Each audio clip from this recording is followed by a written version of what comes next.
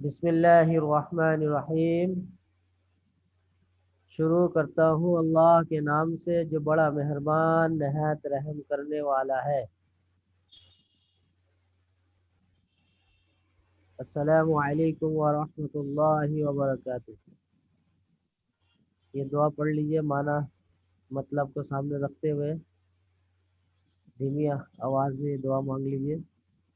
ربی زدنی علما، ربی اشرح لی صدری ویسر لی امری، ربی زدنی علما، ربی اشرح لی صدری ویسر لی امری، ربی زدنی علما، ربی اشرح لی صدری ویسر لی امری۔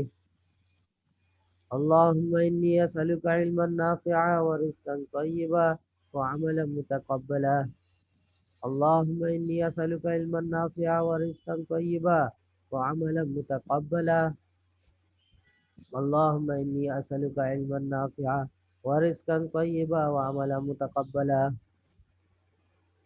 تربتی عنوان جو چل رہا ہے اب تک وہ سادگی پیدا کرنا۔ آپ صلی اللہ علیہ وسلم تمام چیزوں میں سادگی پسند کرتے تھے، یعنی کھانے پینے، رہائش، سواری، ٹھیک ہے، ان ساری چیزوں میں، کپڑے میں سادہ پن، زیادہ اسٹائل اور زیادہ اس میں بناوٹی پسند نہیں تھا۔ تو آپ صلی اللہ علیہ وسلم کی یہ سنت ہے سادگی، تو ہمیں چاہیے کہ ہم بھی کھانے پینے، پہننے میں، سواری میں سادگی اختیار کریں۔ رسول اللہ صلی اللہ علیہ وسلم کا کمرہ، گھر ایسا تھا کہ کھڑے ہونے سے سر لگ جائے چھت سے، ٹھیک ہے، سادہ سا گھر۔ جیسے کہ ہم سفر کرتے ہیں، اسٹیشن میں رکتے ہیں، تو اسٹیشن میں اگر کوئی انتظار کرے گاڑی کا، ٹرین کا، تو اس اسٹیشن کو اپنا گھر نہیں بنا لیتا ہے، وہاں پر رہائش کے لیے، رکنے کے لیے سارے انتظامات نہیں کرتا، کیونکہ اس کو پتہ ہے کہ گاڑی آئے گی ہمیں چلے جانا ہے۔ تو حدیث شریف کا مفہوم ہے کہ مسلمان کی جو زندگی ہے وہ مسافر کی طرح ہے، تھوڑا انتظار کرتا ہے، رکتا ہے کہیں، راحت کرتا ہے، آرام کرتا ہے، پھر آگے چل دیتا ہے۔ اسی طرح ہمیں زندگی گزارنی چاہیے، زیادہ گزارا کرنی چاہیے، زیادہ دل نہیں لگانی چاہیے۔ سبق نمبر 42 ہے اور ماڈل پیپر 9 ہم حل کر رہے تھے، اس سے سوال نمبر 7، 8، 9 آج ہم دیکھیں گے۔ پچھلے سبق میں سوال نمبر 4، 5، 6 حل ہوئے تھے، ٹھیک ہے، یہ آج کا کام ہے۔ اور جو گھر سے کام کرنا ہے وہ آپ کو سوال نمبر 10 حل کرنا ہے، اس کو یاد کرنا، دیکھنا ہے، تاکہ جب ہم اس کو پڑھے سمجھیں تو سمجھنا آسان ہو جائے گا۔ یہ بات میں نے بتائی تھی کہ مدارس میں سبق استاد پڑھاتے ہیں اس سے پہلے مطالعہ کرنا ضروری ہوتا ہے، اور جو بچہ مطالعہ کرتا ہے تو سبق کو بہت آسانی سے اور جلد سمجھ لیتا ہے اور محفوظ بھی ہو جاتا ہے، ٹھیک ہے۔ تو دیکھیں یہ سوال نمبر 7 ہے، آج کا پہلا سوال۔ کفار کے ساتھ مقابلے کے صورت میں مسلمانوں کے کون سے کام کرنے کا حکم ہے؟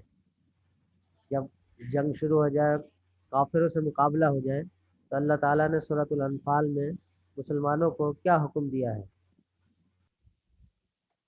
پڑھیے، یہاں سے آپ پڑھیں مصطفیٰ، تو کہ آپ کی جواب: بھی جی جب بھی مسلمانوں کو کفار و دشمنوں سے مقابلے کی نوبت آ جائے تو انہیں بعض کاموں کے اختیار کرنے اور بعض کاموں سے بچنے کی تاکید کی گئی ہے۔ جی، یہ بات سمجھ میں آ گئی، یہ سلائڈ سمجھ میں آ گئی، اس میں کوئی ایسی بات تو؟ سر اس کا سوال کیا تھا؟ سوال دیکھیں، یہ کفار کے ساتھ مقابلے کی صورت میں، یعنی جب جنگ ہو، مقابلہ ہو جائے، آمنا سامنا ہو جائے، تو اللہ تعالیٰ نے کیا حکم دیا، کون سا کام کرنے کے بارے میں کہا ہے؟ صحیح صحیح۔ ٹھیک ہے، چلیں۔ پہلا، دل مضبوط رکھے اور میدان چھوڑ کر نہ بھاگیں۔ دوسرا، خوب کثرت سے اللہ تعالیٰ کو یاد کریں۔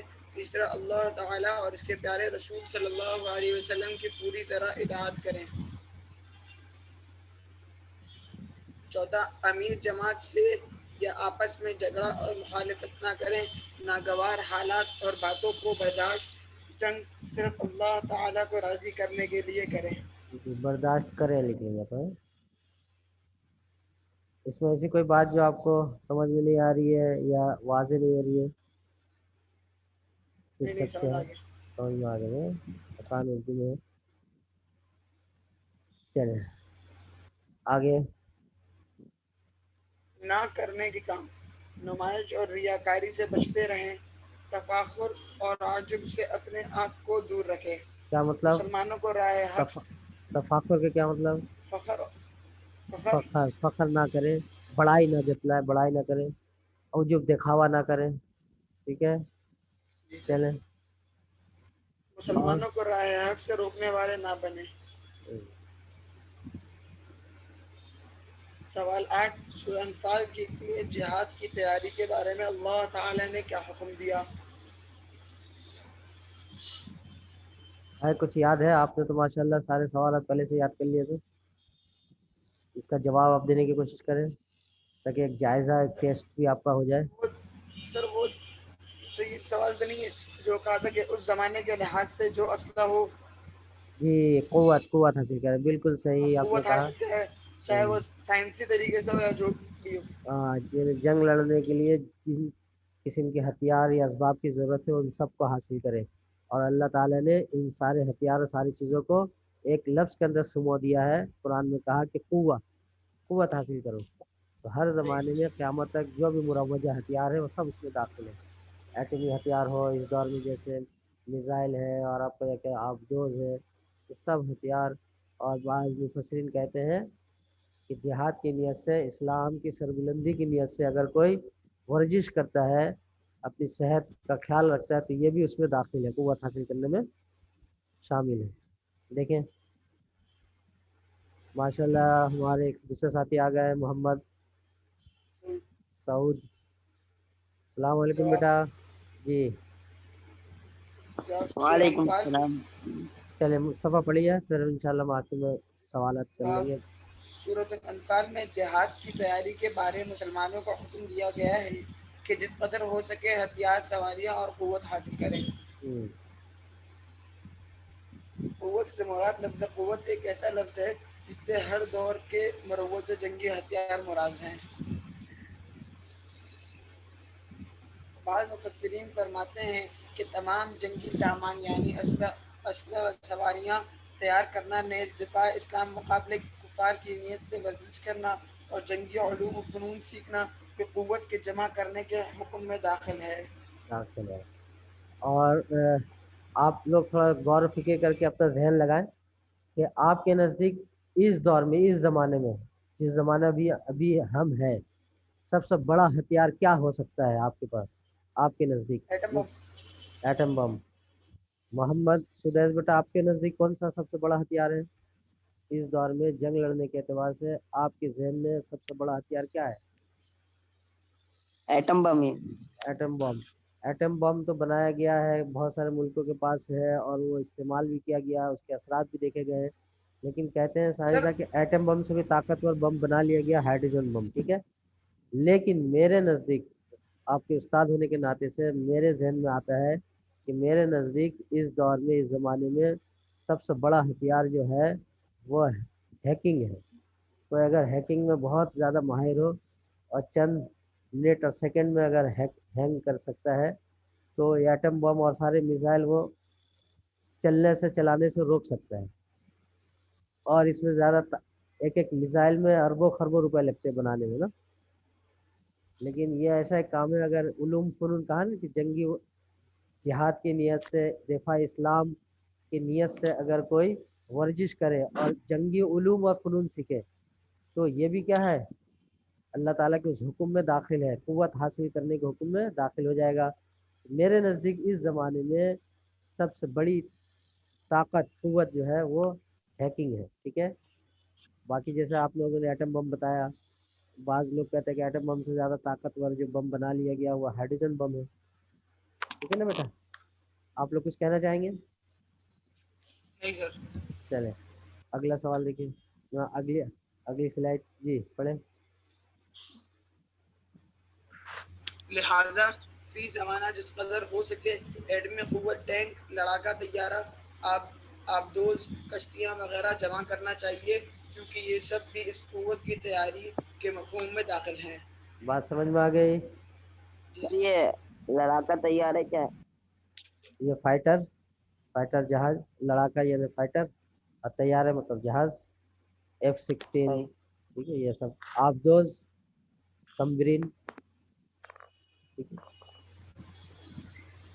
چلے ماشاء اللہ. دیکھیں آپ لوگ پوچھتے ہیں تو اس میں خوشی ہوتی ہے, اور جو پوچھے گا وہ زیادہ آگے بڑھے گا, زیادہ سیکھے گا, اس لیے پوچھتا رہنا چاہیے. سوال 9. جی چلیں سوال نمبر 9. سورہ انفال میں ہجرت اور نصرت کے سورہ انفال میں ہجرت اور نصرت کے بارے میں کیا ارشاد ہے؟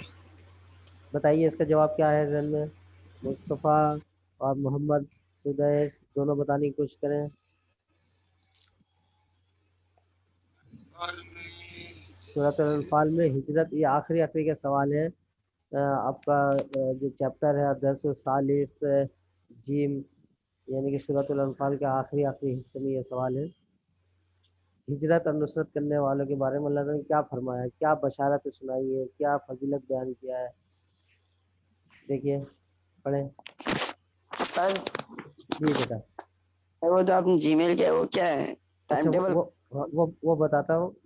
یہ سلائڈ ختم ہو جائے پھر آخر میں سوال لے لیتے ہیں. جی اس سبق سے متعلق کچھ پوچھنا تھا پوچھ لیے, جو عبارت نظر آ رہی ہے اس کے بارے میں. جی بیٹا. جی مصطفیٰ پڑھیں. جب آپ سورہ انفال کی آیت نمبر 74 میں ہجرت اور نصرت کرنے والوں کی تعریف کی گئی ہے کہ وہ حضرات جو پہلے مسلمان ہوئے. اچھا ہجرت کے مطلب کیا ہے؟ اگر یہ ایک لفظ آتا ہے حوال میں اور صرف لفظ ہجرت ہو اور اس کے معنی مطلب لکھنے کے لیے کہا جائے تو کیا لکھیں گے آپ لوگ؟ سر وطن چھوڑ کے دوسرے شہر جانا.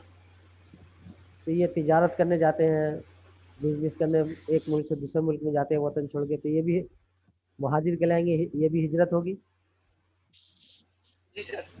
نہیں بیٹا یہ ہجرت نہیں ہوگی, بلکہ ہجرت اپنے آپ کو پورا دوسرے شہر میں ٹرانسفر کر دینا. نہیں بیٹا یہ بھی ہجرت نہیں ہے. اسلام کے خاطر, اسلام کی حفاظت اور سر بلندی کے خاطر اپنے ملک اور وطن اور جگہ کو چھوڑ کر کہیں اور چلے جانا, شفٹ ہو جانا, یہ ہجرت. جب تجارت کرنے یا گھومنے پھرنے کے لیے گئے اور وہیں رہ گئے تو یہ ہجرت نہیں ہے. اسلام میں اصطلاح لغت کے اعتبار سے تو ہجرت ہے. ہجرت کہتے ہیں لغت میں چھوڑنے کو, ترک کرنے کو, ٹھیک ہے. لیکن اصطلاح میں شریعت میں ہجرت کہتے ہیں جو اسلام کی سربلندی اور حفاظت کے خاطر دین پر عمل کرنے کی نیت سے ایک ایسے جگہ پہ رہ رہا ہے, ایسے علاقہ پہ ملک میں رہ رہا ہے جہاں اس ملک والے یا لوگ اس کو اسلام پر عمل کرنے نہیں دے رہے, تو اب اسلام کی حفاظت, اسلام پر عمل کرنے کے لیے, اللہ کو دین کو زندہ کرنے کے لیے کسی اور ملک اور علاقے میں جا رہا ہے, یہ ہجرت. آگے بات واضح ہوگی. اور جی نصرت کہتے ہیں ہجرت کرنے والے کو, جو دین کے خاطر ہجرت کر کے آتے ہیں ان کی جو لوگ مدد کریں گے اس مدد کو نصرت کہتے ہیں, اور نصرت کرنے والوں کو انصار کہتے ہیں. ٹھیک ہے. ہجرت کرنے والوں کو مہاجر کہتے ہیں. مہاجرین مہاجر کی جمع ہے. ٹھیک ہے بیٹا. چلیں آگے پڑھیے. پھر ہجرت کی اور پھر اللہ تعالیٰ کے راہ میں جہاد کیا, اور وہ حضرات جنہوں نے ان ہجرت کرنے والوں یعنی مہاجرین کو اپنے ہاتھ ٹھہرایا اور ان کی مدد کی. تو ایسے لوگوں کے لیے ان آیات میں 3 انعام ذکر کیے گئے ہیں. پہلا, ان لوگوں کے لیے شہادت دی گئی ہے اور اعلان کیا گیا ہے کہ یہ لوگ ایمان کا پورا حق ادا کرنے والے ہیں, یعنی سچے مسلمان ہیں. دوسرا, ان کے لیے آخرت میں بڑی مغفرت اور معافی ہے. تیسرا, ان کے لیے جنت میں بڑی عزت کی روزی طے کر دی گئی ہے. تو جو ہجرت کرے گا دین کے خاطر اپنے علاقوں کو چھوڑ کر, اپنے ملک کو چھوڑ کر, اپنے وطن کو چھوڑ کر کسی اور وطن کی طرف چلے جائے گا تو اللہ تعالیٰ اس کے لیے 3 انعامات کا ذکر فرمایا. نمبر 1, اللہ تعالیٰ نے فرمایا کہ یہی سچے پکے مومن ہیں, ٹھیک ہے, اور ان کے لیے مغفرت ہے. اللہ تعالیٰ نے معافی کا اعلان کر دیا کہ ان کو اللہ معاف کر دیں گے, اور اللہ تعالیٰ ان کو عزت کی روزی دیں گے, جنت میں دیں گے, جنت میں بھیجیں گے. تو جنت میں دیکھیں یہاں روزی کمانے کے لیے نوکری کرنی پڑتی ہے, کاشتکاری محنت مشقت کرنی پڑتی ہے, اور جنت میں کچھ کرنے کی ضرورت نہیں پڑے گی. ایک دم جیسے کہ آپ بڑے سے بڑے ہوٹل میں پہنچ جائیں اور وہاں پر آپ کے ٹیبل میں کھانا آ جاتا ہے عزت کے ساتھ. تو جنت میں بھی ایسے ہی ہوگا, آپ چاہت آپ کے دل میں آپ کی خواہش ہوگی, چاہت ہوگی اور چیز آ جائے گی, حاضر ہو جائے گا, کھانا پہنچ جائے گا آپ کے سامنے. عزت کے ساتھ آپ کو روزی ملے گی, کھانے پینے کی چیزیں ملیں گی, ٹھیک ہے, رہنے کے لیے گھر اور جگہ ملے گی, پہننے کے لیے لباس ملے گا. ابھی دیکھیں عید میں مارکیٹنگ کرنا, لباس خریدنا, اور کتنا وقت کم ہے, کتنی پریشانی ہے, ٹھیک ہے, وقت بھی کم ہے, گرمی بھی ہے, اچھے وقت سے مارکیٹ بنے ہوتے ہیں, تو خریداری پیسے ہیں لیکن عزت کے ساتھ آپ کو لباس نہیں مل رہے, خرید نہیں پا رہے صحیح سے, زیادہ پسند نہیں کر پا رہے. لیکن جنت میں ایسا نہیں ہوگا, جنت میں جیسا لباس چاہیے ہوگا فوراً آپ کو عزت کے ساتھ لباس مل جائے گا. آگے بیٹا بات سمجھ میں چلے. اب جی آپ لوگ کوئی سوال پوچھنا چاہتے ہیں تو فٹافٹ پوچھ لیجیے. آپ نے کیا سوال پوچھا تھا بیٹا؟ ایک منٹ. آپ نے